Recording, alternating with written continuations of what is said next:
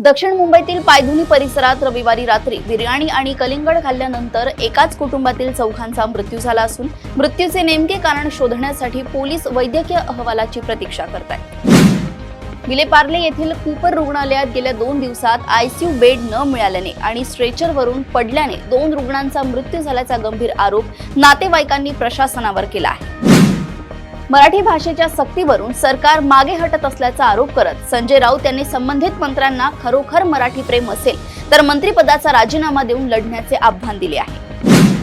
मीरा रोडच्या नयानगरमध्ये रविवारी सकाळी सुरक्षा रक्षकावर चाकू हल्ला करणाऱ्या आरोपीकडे ISISशी संबंधित चिथावणीखोर नोट्स सापडल्याने या प्रकरणाचा तपास आता ATS कडे सोपवण्यात आलाय।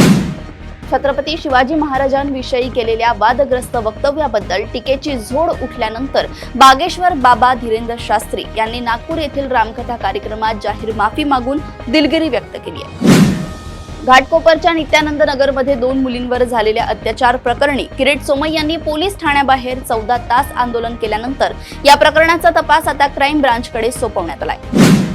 गोविंद पानसरे यांच्यावर मरणोत्तर गुन्हा दाखल करण्याची मागणी आपण केली नसल्याचे स्पष्ट करत आमदार संजय गायकवाड यांनी आपल्या नावाने व्हायरल झालेले ते पत्रक बनावट असल्याचे सांगितले आहे। गोरेगाव पश्चिमेकडील राम मंदिर रोडवर वाढदिवसाच्या रीलसाठी पेट्रोल ओतून आग लावून धोकादायक स्टंट करणाऱ्या फहाद शेख या तरुणाला पोलिसांनी व्हिडिओच्या आधारे अटक केली आहे। केंद्र सरकारच्या विशेष मोहिमेत महाराष्ट्रातील 11,091 गावे क्षयरोगाच्या हाय रिस्कवर असल्याचे उघड झाले असून 35 दिवसात राज्यात 6,111 नवे रुग्ण आढळले आहेत। 2020 ते 21 मधील 88 वाघांच्या मृत्यूचा तपास अद्याप प्रलंबित असून आवश्यक कागदपत्रे वेळेत न मिळाल्यास हे प्रकरणी तपासाविना बंद करण्याची प्रक्रिया सुरू झाल्याने खळबळ उडाली आहे। प्रदेशातील अशाच टॉप 10 बातम्या मी ऐश्वर्या आपल्यापर्यंत घेऊन येत राहील। तोपर्यंत बघत रहा देशोन्नती। नमस्कार।